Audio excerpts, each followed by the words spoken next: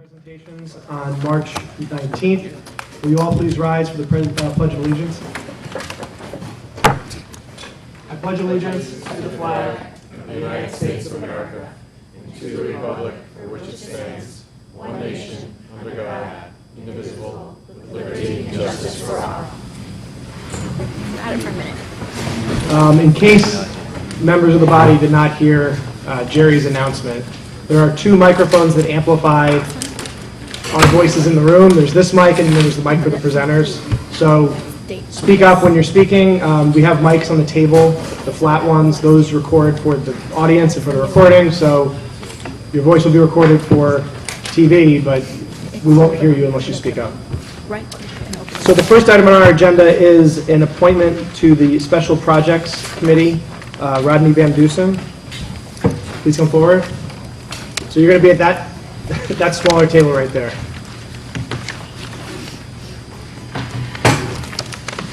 Good evening. Why don't you just briefly introduce yourself and give us your background? I know we've met you before. Rod Van Dusen. I'm an engineer. I have 30-plus years experience in construction and architecture.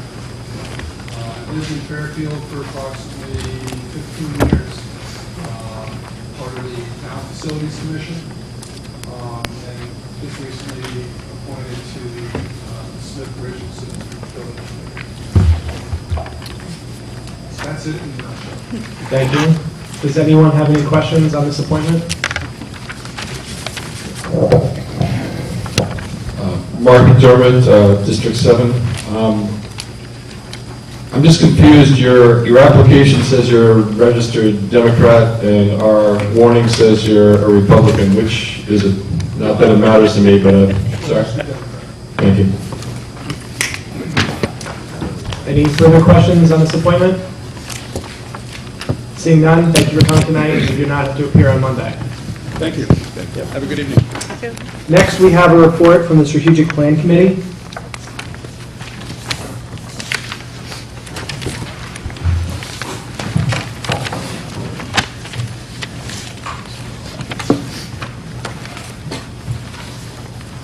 Good evening. My name is John Wynn. I'm chair of the Strategic Plan Committee, and I'm here with Jay Gross, who's our vice chair, and Marlene Batista, who's sitting in the chair right behind us. We prepared and pre-circulated information that gives an update on the Strategic Plan Committee.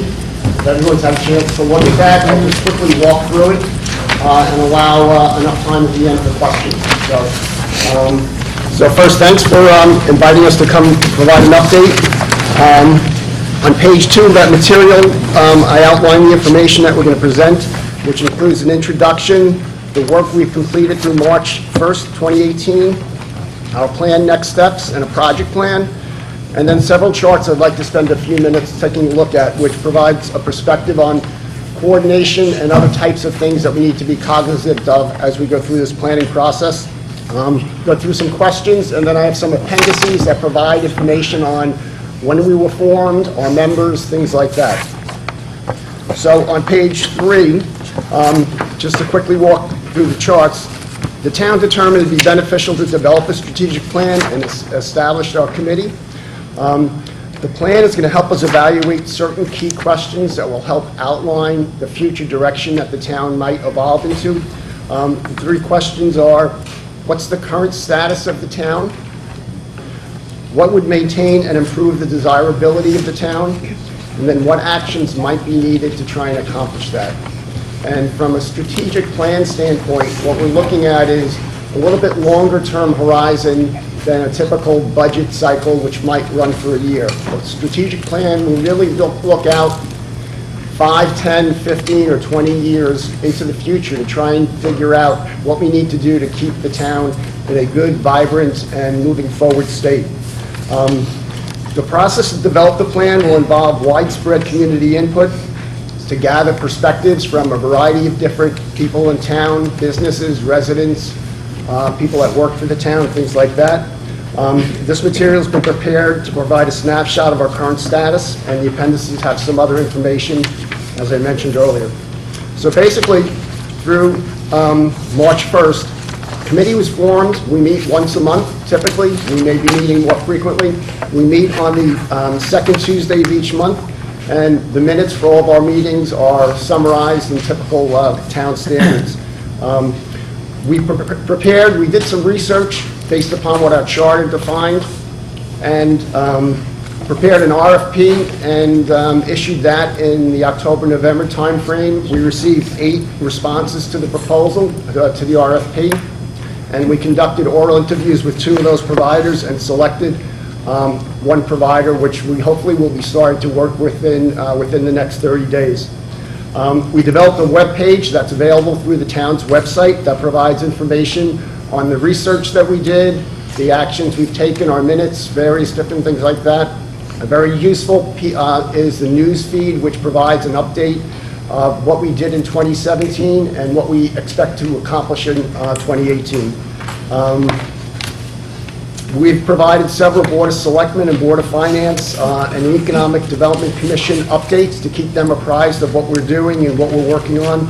We've met with the TPZ and the Economic Development Department to gather what kind of information they're working on so we can understand that as we conduct the strategic plan activities.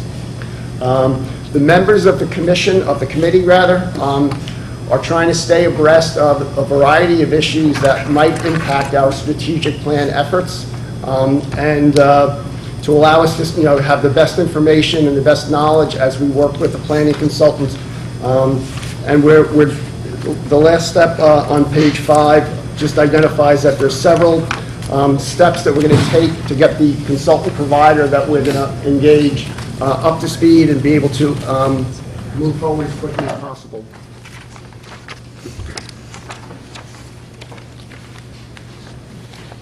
So moving on to page 6, the next steps, we're going to field the consulting team. We're going to update the project plan. We have a draft of the project plan, which is on page 7 in this material. We're going to evaluate our current situation, try and identify important strategic issues that merit the review with the consultant as we begin developing the plan. In the early stages, we're going to be engaging the community and various different types of workshops, and on one of the charts in here, I'll show you some ideas that we have about how to gather information. We're going to continue to coordinate with the other town departments and maintain awareness and keep abreast of other initiatives that are going on in town, like some of the development initiatives, and then adapt and modify this approach as things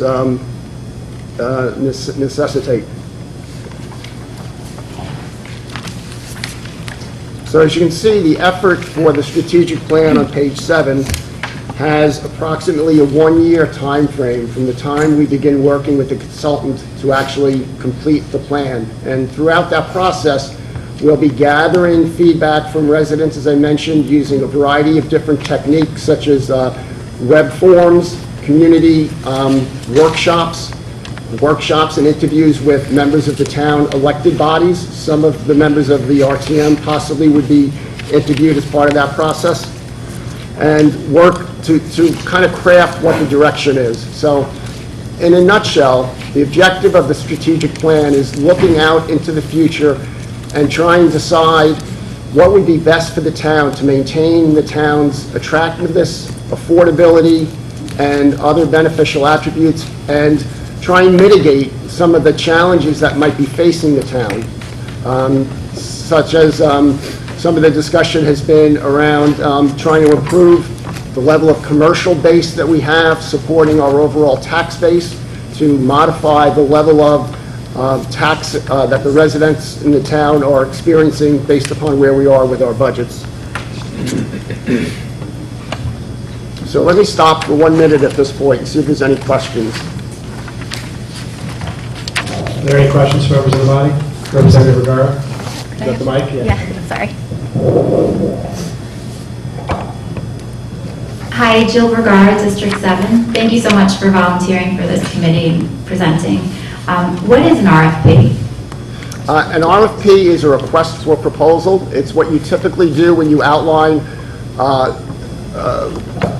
the approach that you want to, what you want to try to utilize a consultant for. So what you do is you outline your objectives, your scope of work, the timing, what you might want to try and accomplish, and you'll submit that to various different providers, and they'll come back with a proposal that will outline the scope, schedule, and resources that they'll provide for your project. Is there an anticipation of how much the consultant will cost? Yes, the project was awarded for $98,000. Why have we decided as a town to hire a consultant in this process rather than potentially hiring a town planner, as other towns have done, like Stratford? Well, the objective was outlined by the Board of Selectmen, and part of the charge that we were provided was to do research and engage a planning consultant. That question has come up a couple of times, and there's, I guess, two views on that. One is using a planning consultant helps bring a level of objectivity and structure to the process, rather than just having someone who's engaged and working for the town go about developing it. So there's benefits and drawbacks, the cost being one of the drawbacks of hiring a consultant, but you get a level of structure, you get ideas from outside the community. The consultant provider that we've engaged does this on a national basis, but they're also familiar with this area of Connecticut, so we're getting the best of both worlds in that they're going to bring ideas and insights that have worked successfully in other communities, but they're also already familiar with this area of Connecticut, and so that we're getting a quick start from them. Are these consultants urban planners? I can't tell you exactly if they're urban planners. I think they worked on projects that relate to urban planning. They do a variety of different types of consulting and planning activities for municipalities. One last question, I'm sorry. Have the universities been engaged in this conversation at all? They've not been engaged to date as part of our project, although we do have a member of the committee who works for Fairfield University.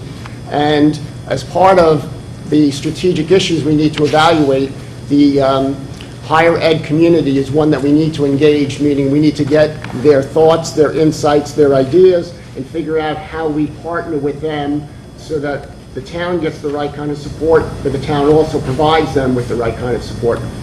So Thank you. not only will the university leadership be involved, as will elected officials and department heads, but the university students will be involved as well as a constituency of the town.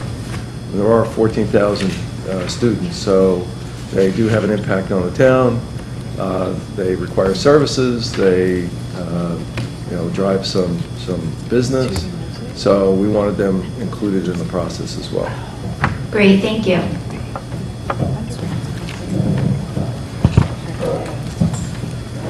Before we, okay, who has a question? Or is it Gail? Do you want the mic? No, can I just talk loud? Go ahead. I'm just wondering if there is any plan for just, I don't know how to put, like a categorization of our demographic as part of the planning? Like, aside from the university students as a clear demographic, I know we have a senior community, we have a, parent community, but I'm actually curious, I really don't know what other demographic, identifiable groups might be part of our constituency.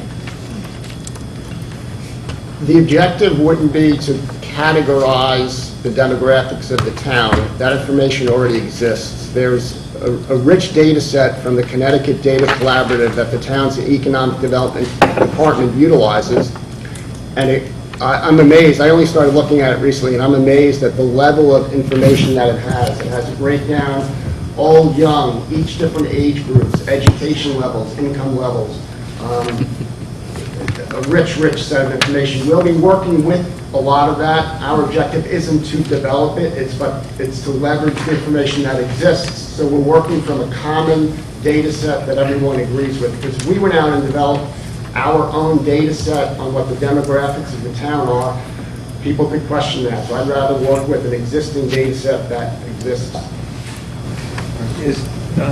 Is your question that, are we going to be categorizing the demographics within the town, or are we going to be identifying how to reach all the various types of constituents?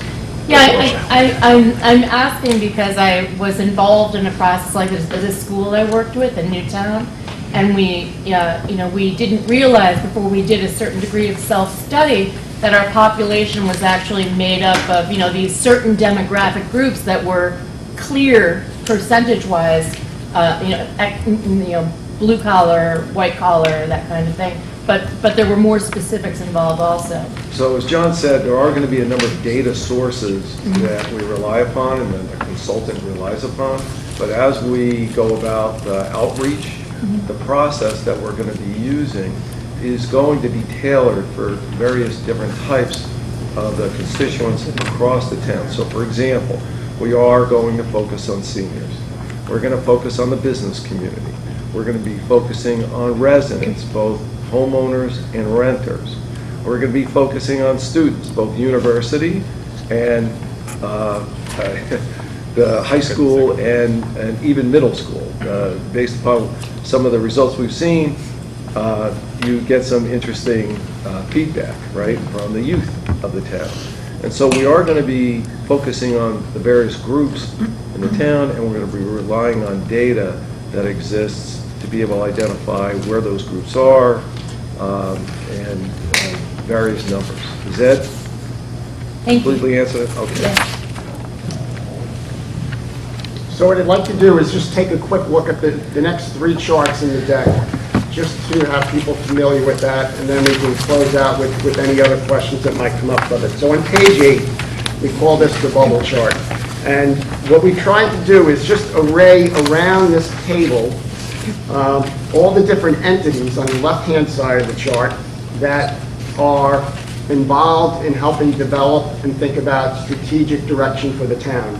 My committee, the Economic Development Commission, the Economic Development Department, the Chamber of Commerce, the Board of Selectmen, you, the RTM, the Board of Finance, the Planning and Zoning Department, the Planning and Zoning Committee or Commission. They're all the entities.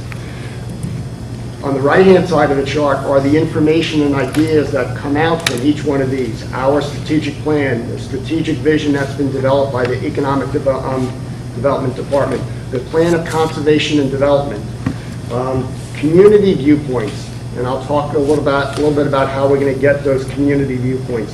The developers in town and the development entities. We need to be thinking about all these things as we go through our strategic planning process because they're all interrelated and they're all helping set the direction for the town. Just quickly moving to page 9, some of the comments that we've heard from some of the update meetings that we've provided, whether it be the Board of Finance or the Economic Development Commission or the Board of Selectmen, things like no sacred cows. Everything needs to be on the table. Will we be developing a vision for the town? Over on the right-hand side, using an external consultant is good. Some people ask the question, why do we need to use an external consultant? So there's a variety of viewpoints that we've tried to array around this table, around this page, really driving to the issue of, are there different perspectives and ideas, and are changes needed? What kind of changes, and how do we go about making those changes? So,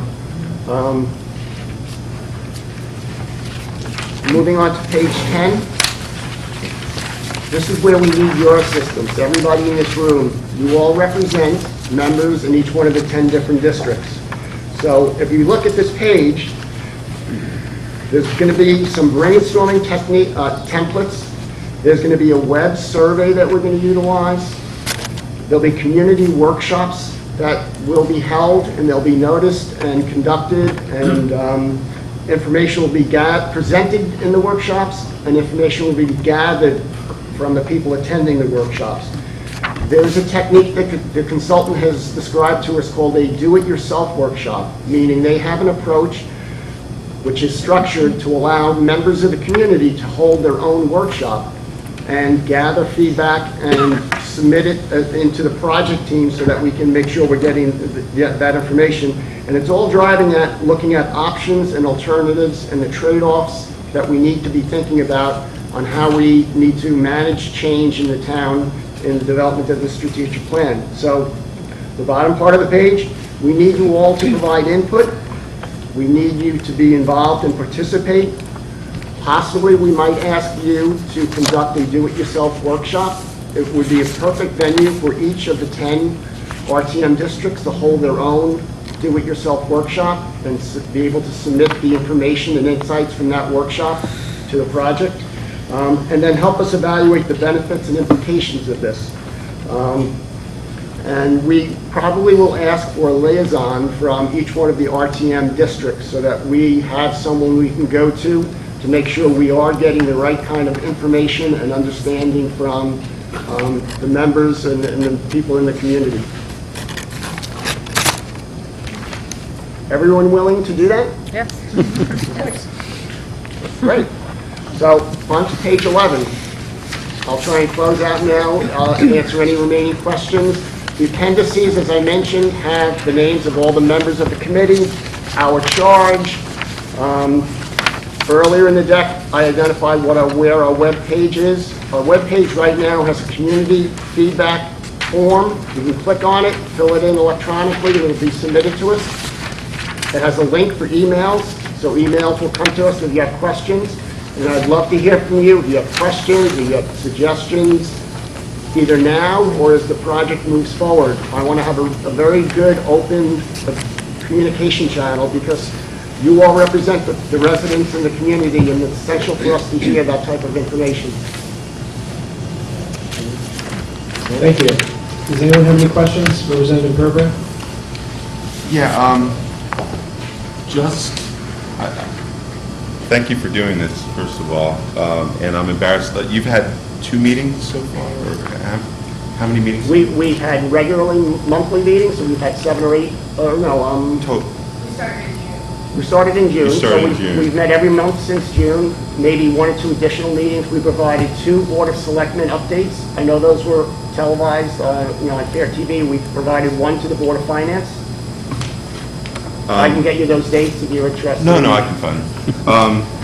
I'm curious what you envision as so the end result will be a document that I assume it won't be sort of legally binding. It'll be recommendations passed over to the first selectman, or I mean, I could just off the top of my head, I could see, it might impact zoning. I would guess it might impact sort of like land acquisition or economic development emphasis. But if you could just tell us what you envision the town can actually do once they get the document, as opposed to the current situation where we just have development thrown at us, project by project, and we put our hands up in the air and say, there's nothing we can do about it. Right. Recognize that the strategic plan will be looking out fairly far into the future. It's not going to be looking at the next 12 months to try and define where we want the town to try and go. So it's going to be a little bit higher level. We did research. We identified 10 or 12 towns in Connecticut that have done strategic plans. They're available through our webpage, so you can actually go look at what a strategic plan developed for other communities might look like. It'll give you an idea of the topics they cover, the level of detail. Ours may look similar to that, but the issues that we might be facing here in town could be different than the ones that those towns face. But economic development, I could see having a component of that. Land use is possible. There's just too many topics, and it'd be premature for me at this stage to really say what the topics might be. As far as what the document is, we would prepare a document that would provide a series of recommendations, and it would be turned over to the Board of Selectmen, and it would have an implementation plan associated with it. So it would be up to the Board of Selectmen to take the document and implement the aspects of it that they feel are the best. So as you, do you have a cascade of importance of categories, like, when you went out for your RFP, like, is number 1, we need to increase our tax base, and then, if everything's equal, it would be hard to pare it down, right? So do you have like an order of importance that you're starting with? Yeah, if I could for a second. So a strategic plan, right, is the overarching plan for the town. It's the highest level governing document that the town would have. It's up to the legislative bodies to then turn that into policy. So you've got an overarching plan. Our objective is to create that plan as a result of community engagement.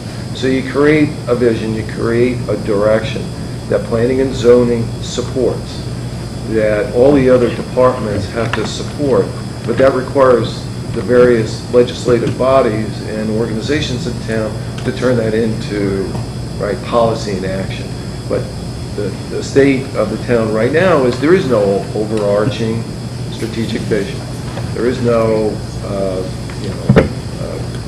highest level governing plan that everything else supports. Because what you want to be able to do when large projects come up is to ask a very simple question. Is this large project strategic to the town's direction? That the community has articulated that they want to go in? Or if it isn't, then by definition, it is counter-strategic. And so it makes it a lot easier to navigate through issues and projects that come up on a daily or operational basis. Does that make sense? It makes a lot of sense. So you're creating a vision, which then the governing bodies may have to or will have to change Yes. their regulations in order to fit the vision. Correct. Because without zoning, there's really, very, Very key. yeah. Okay. Okay. Thanks, Jay. Representative Smay? Does this take place of the 10-year plan that the town used to do? The 10-year plan is the plan of conservation and development. That's still done. That defines land use policy for the town. It's in the process of being updated over the next 18 months. We're going to need to consider that as we move forward. It's not going to take the place of it, and the plan of conservation and development frequently will not get into issues like economic development or things that are unrelated to land use types of But our issues. 10-year plan was that it was a vision for the town. Previously, I don't know what's happening now, but in other words, development for Black Rock Turnpike in areas of the town, not conservation. No, but that's in the plan of the POCD, they call it, the 10-year Okay. plan of conservation and development. All right, thank you. Further questions? No? Alex? Yeah, Alex. Representative Durrell, sorry. Alex Durrell, RTM3. I've been called worse, don't worry. In here, too. Anyways, what was I going to say? How much of an impact with the casino possibility in Bridgeport would throw basically this strategic proposal out, or what do you think would happen? That's a difficult one to answer. We'll do an analysis called a SWOT analysis. Strengths, weaknesses, opportunities, and threats. In my opinion, and Jay can chime in a second, that will present some great opportunities and some potential great threats. What exactly it will mean, I couldn't tell you. How realistic it is, I'm not really sure. But that is something that has implications to the town. Implications if it's done, and implications if it's not done. Yeah, the casino in Bridgeport, or the discussion of that, is one of many big, right, moving pieces in this picture. And one of the last things that we're going to do as part of the process is actually create a process to update the plan. So it's not a static document that collects dust and sits on the shelf, but rather it's a living plan that can adapt to some of these big pieces that may not play out for a while. That's one. There's a lot of others that also could have significant impact on the strategic plan of a town like Fairfield. Would it be safe to say that infrastructure from the state would be another, That's another elephant in the one. room, obviously? Yep. And both of those topics are ones that have implications to a strategic plan, yet we don't control what happens to either one of them. So we need to be aware of that there's some things that certainly have implications that are really outside of our control, except possibly casino as an example, or infrastructure. Getting our elected officials to lobby in a certain fashion for either one of those topics would be an important thing that we need to be thinking about, and what we could do, but really controlling what happens with both of those outside of it. Any further questions? Representative Parham? Hi, Cindy Parham, District 2. Right? Is that right, Bill? Haven't talked in a while. As a 22-year junior achievement educator in town, I was thinking about how you mentioned including the middle school kids and the high school kids, and I know that many of the junior achievement curriculums include planning and zoning and building a town, so I would just suggest that you also get in touch with the Western Connecticut Junior Achievement I believe they're in Bridgeport, but they take care of Fairfield schools because it's part of their curriculum, and maybe the kids that are already involved in junior achievement would be people that you'd like to have in your youth studies. Excellent suggestion, thank you. Okay. Further questions, Representative Gerber? I don't know everyone, actually, I only know a couple people on the committee, but I'm curious if you have anyone from affordable housing, or, how big, that is also one of the unknowns, right, affordable housing regulations. Is anyone involved at this point? There's no one involved from affordable housing, however, I'm going to stay tonight and see their update. I'm going to be meeting with members of that committee to stay abreast of what they're doing, and I may attend, or other members of my committee may attend AHC meetings, and certainly we'd love to have them attend our meetings. As part of this process, we need to understand, a lot of the committees in town that, involve different attributes of what the town needs and makes the town attractive and desirable. So we just need to stay abreast of that. Yeah, you're probably aware of the, affordable housing regulations. It's what we need, but it's also what is like thrust upon us, how proactive we can be in terms of, I think we're getting a report, tonight on that. But if we plan, it can go one way. If we wait, it'll go another way because there You're really talking about 830G, I Yes. believe, rather than just affordable housing. I'm talking about 830G. 830G, Yeah, so, Again, something that we probably have control over or not, and 830G would be another example of a topic that impacts the town. It's state regulations and how we need to be aware of that and manage that a certain way, but that's a little bit outside the control of the town as well. unless it's part of the plan, then I think we can implement. You can get a moratorium if you achieve a certain number of points, yeah. Right. And in addition to affordable housing, especially John's been really good at reaching out and establishing relationships with the other committees in town, like economic development. We've met with Mark, several times, and we're continuing to establish relationships with the other committees across the country. Representative McDermott? Thank you, Mr. Moderator, and thank you both for stepping up and taking on this very large and important task for our town. And just going through the presentation, you've picked a consulting firm already. I just don't know, can't tell which one you picked. If you look at the last page, it is Housel Levine, based in Chicago. Okay. And we've been through the contracting process with them. We're just waiting to get the final paperwork signed. And what made them stand out against the other 7? Some of the things I described earlier, we had oral presentations from 2 firms. They were one of them. They had a number of projects in the strategic planning area for communities outside Connecticut that looked very interesting. They've also done work with MetroCogs, so they're very familiar with the Fairfield County and the towns surrounding this town. So the combination of that experience, and they were the most, we had a unanimous vote for them to be selected as part of our committee.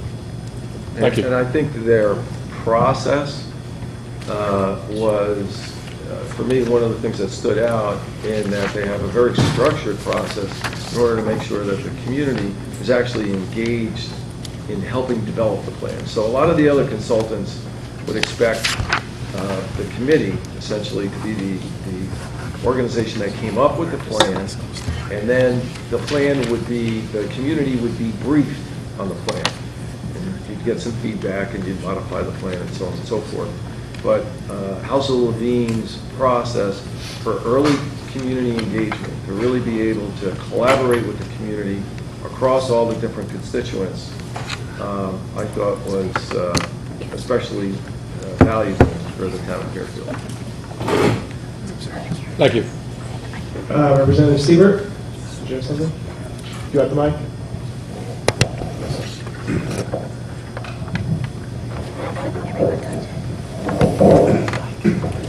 Joe Siebert, District 5.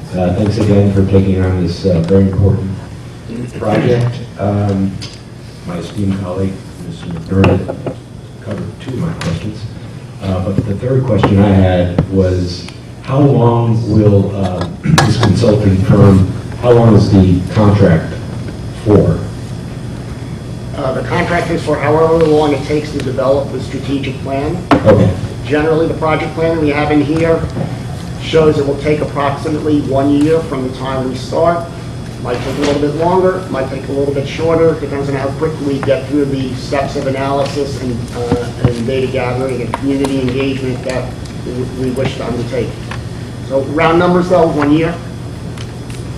And as far as refreshing the plan after that year is over, is there a handoff? Who's responsible for the refreshing of the plan? One aspect of the plan would be an implementation plan. So it would establish what are the implementation activities, and I would foresee that one of the implementation activities would be a step to refresh the plan. That implementation plan would have assigned responsibility and potential dates. Thank you.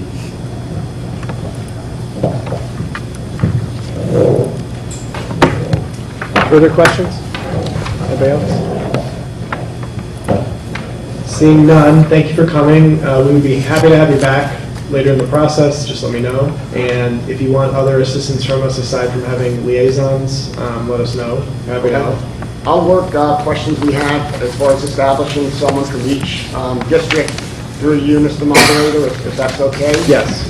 We also, as I mentioned on our webpage, have a community input form. Please provide input on that. Gets to us. You can send us an email, SPC, and it'll come to us, and we'll go from there. Thank you. Thank you.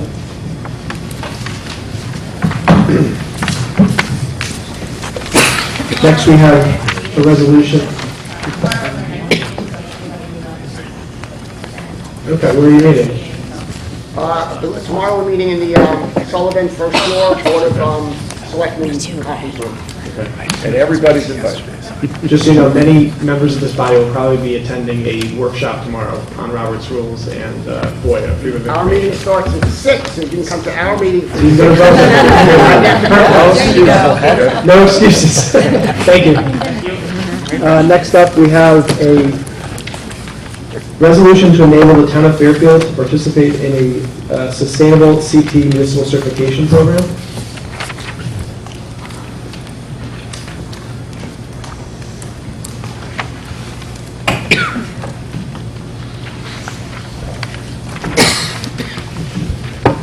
Good evening, please introduce yourself for the record and begin.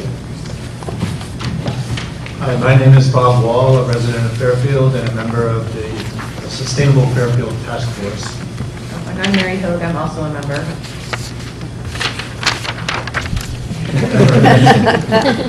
Anyway, we are here to ask the RTM to pass a resolution which would enable the town of Fairfield to participate in an exciting new program called Sustainable Connecticut. Before we get into the details of the program, I'm going to pass the mic to Mary to provide a little context. Hi, so I actually happen to have presented to MetroCog today about some of these things that I just wanted to share with you. So we are now the Sustainable Fairfield Task Force. We had been the Clean Energy Task Force for the past 10 years, or 14 years. And just went before the Board of Selectmen, got a name change, got a new charge. So we're no longer just clean energy, we're sustainability, so it's a much broader scope. And we have started on doing the town's sustainability plan. And we are going to be, we had some public forums, we're going to be doing road shows, and this is on the town website at fairfieldct.org/sustainability plan. I also represented, or presented at MetroCog today because Fairfield is one of 10 towns in Fairfield County that is creating a sort of an unofficial affiliation of all the towns, the 23 towns in Fairfield County called Sustainable Fairfield County. And there's a website called sustainablefairfieldcounty.org. What we're doing is we're trying to find, just like MetroCog and other regional efforts, find ways to leverage each other's strengths and to make a bigger lift easier. We're working together, so each town is going to have one main sustainability event. We'll all cross-promote. We're going to try and, the 23 towns probably have 2 events per month, but separate out different topic areas. We're going to have our 4th annual electronic vehicle showcase, or EV showcase, during National Drive Electric Week on September 8th. We're hoping to have it at Ward under the new filler carports. So maybe we can get a band to plug in and play. Last year we added food. They're having a zero waste fair in Wilton. They're having a green event in Westport. So we're moving things around, but we're making this information accessible and available to a lot more people, a lot more easily. And that ties into the accreditation related to Sustainable Connecticut.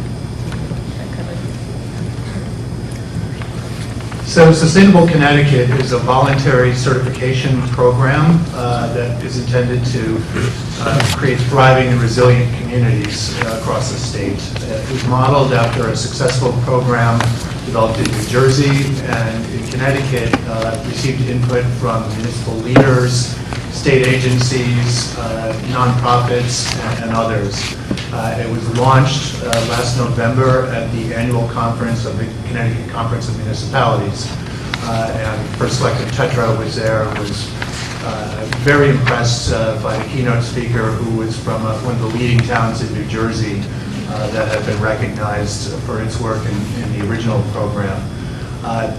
As you will have noticed from the packets you received, the program allows the towns to select from a menu with many actions. I'm not going to go into all of those. We'll touch on a few of them. But essentially, it's an extension of some of the programs that Fairfield has already participated and thrived in, such as the Clean Energy Communities program. But what's exciting about this program is that it goes well beyond energy efficiency and renewable energy, and touches upon areas of economic development, culture and tourism, and affordable housing. So a lot of exciting opportunities that really impact everyone in this town, and as the program is envisioned for generations to come. Importantly, there's no cost to the town to join, and there are no risks should we fail to achieve the certification that we're striving for. Not that that's going to happen. We've taken a look at the action items, and we've already observed that Fairfield has either completed or at least undertaken many of the categories.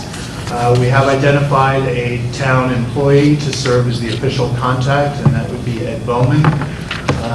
And the task force will serve as kind of a coordinator working with the respective departments, commissions, committees, and so forth, who have purview over the different categories. So, as I said, I'm not going to touch upon all the different categories, but we did include some photos under the renewable projects. I don't know how many of you are aware what a tremendous leader in the state that Fairfield is.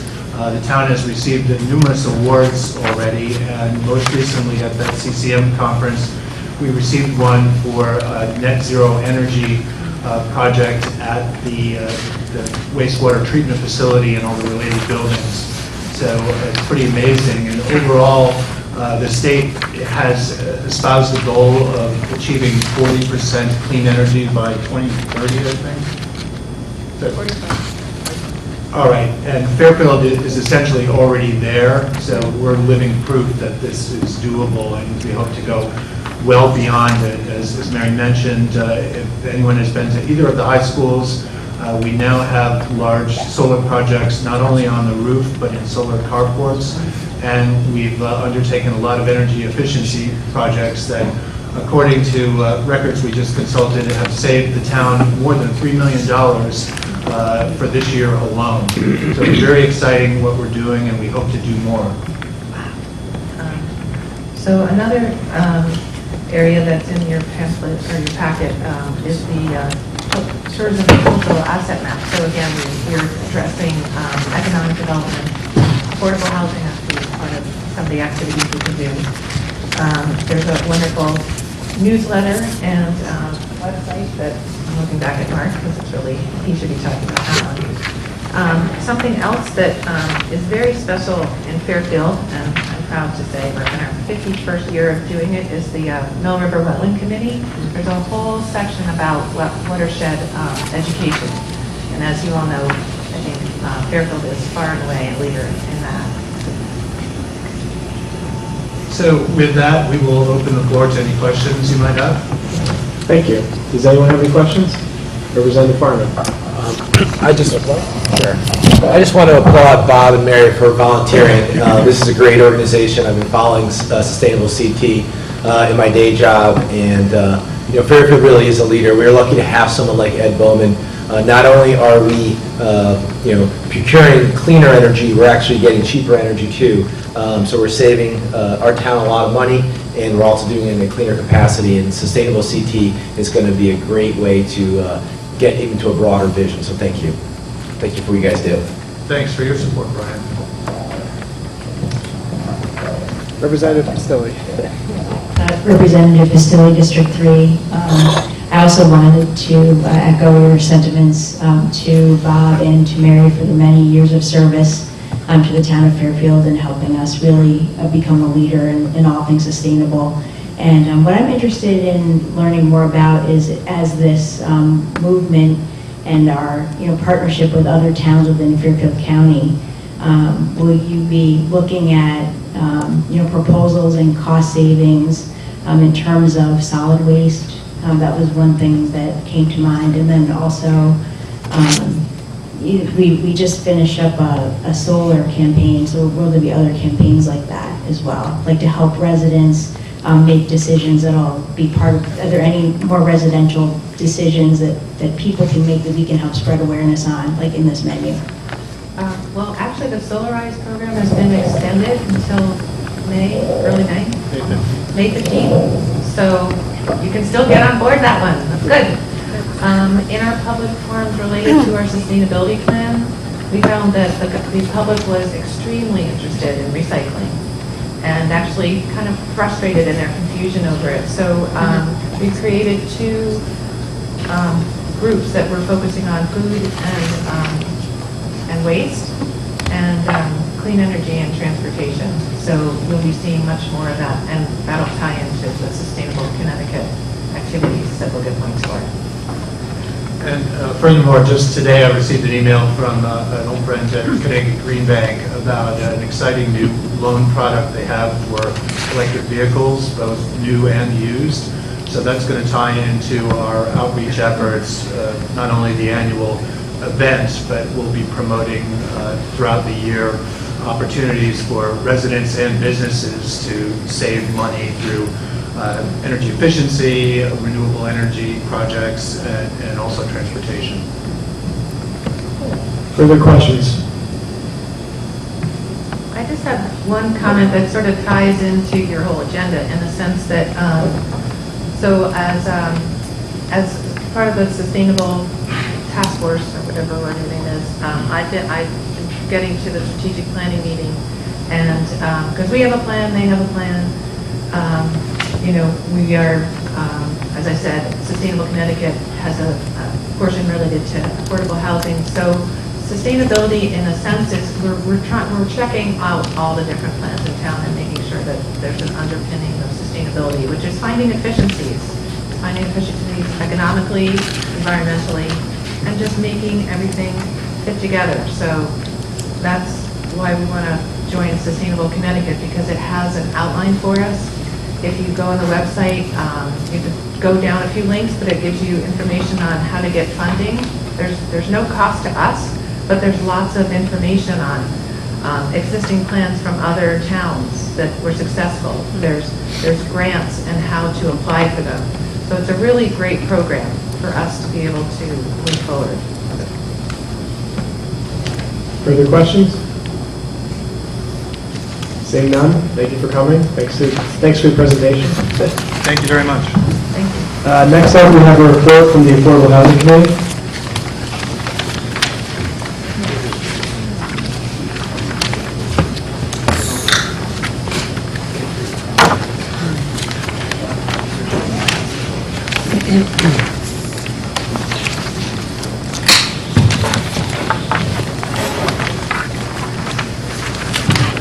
Good evening. My name is Cynthia Samarco. I am the chairman of the Affordable Housing Committee, and we are here to present the 2018 annual report.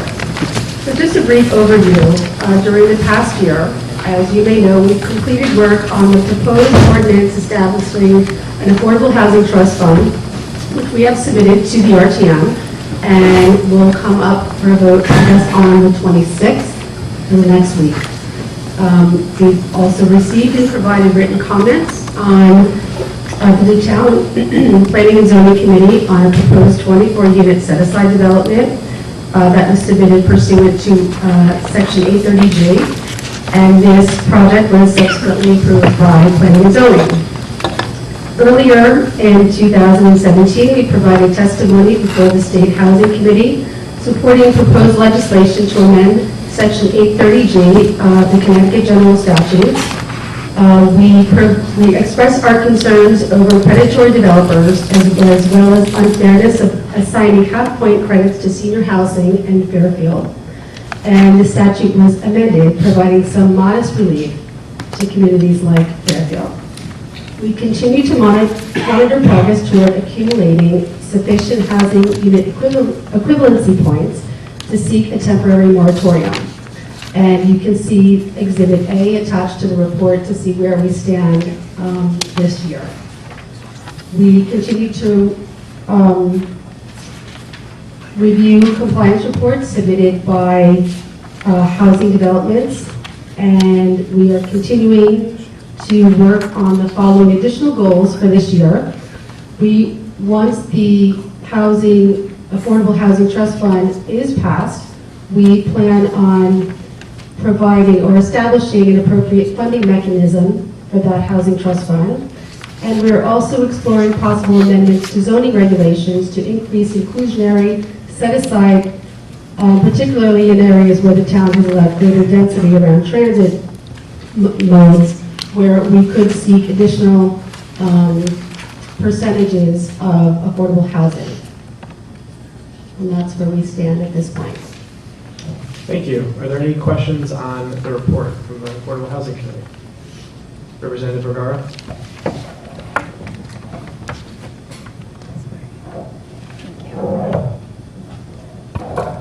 Jill Vergara, District 7.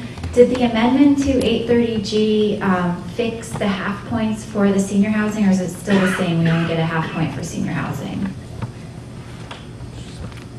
I think there was some change. Yes, as long as you could get bonus points for elderly housing units, which would then bring it up to the equivalent of 1 point per housing unit, provided that the majority of your the units that you're counting towards your moratorium application are not elderly. So there's a certain requirement that at least a majority of the units that you're counting towards your housing unit equivalency points are so-called family units, which we meet that requirement, and therefore the elderly set-aside units do count for the full point. Has anyone ever explained why this sort of discrimination against the senior housing exists? I don't understand the policy underlying it. I think at the time, the state legislature put a premium on establishing so-called family rental units that were not age-restricted. And so they created a greater incentive for communities to do that as opposed to creating age-restricted housing. And so that still continues, but it's been slightly modified so it doesn't penalize communities like Fairfield that do have a small percentage of elderly units that would otherwise qualify for a full point. And once we pass this housing trust, what's the realistic timeframe that we can think that we could possibly get a moratorium? Actually, and I know it may look that way from the report, in terms of the units that we're counting both as existing and in progress or those that are actually under construction or already built. You can qualify or submit a moratorium applications once the units are CO'd, they have a certificate of occupancy in place. And so there's a number of other projects that are actually in the pipeline. And if all those actually do get built and occupied, then we will have more than sufficient points for a moratorium application. Oh, that's great. So we're probably looking, based on construction schedule, probably 2 years out from this date in order to actually have sufficient points to submit a moratorium application. And that's, I think, conservative. And what type of funding mechanisms are we thinking about?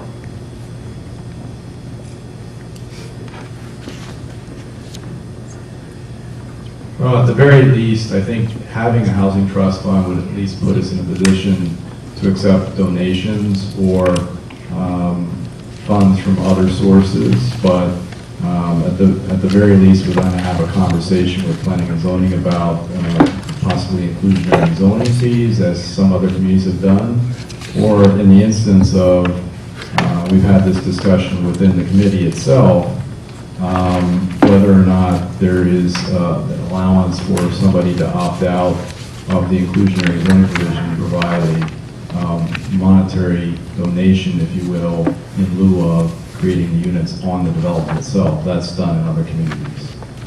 But that's something that we've shied away from in the past. We prefer to have the inclusionary zoning units created and dispersed throughout town. Thank you. Further questions on the report? Seeing none, we also have you here for the ordinance that we're voting on this month, and we've heard about it a lot in prior meetings, so you don't have to present anything on it, but if anyone has any questions about the ordinance, feel free to speak now. Questions on the ordinance? Seeing none, thank you for coming. Thank you. We're now done with the presentations tonight, so now we're going to break up into our subcommittees. Please find your chair and make sure that you vote on all the items. Thanks. What up?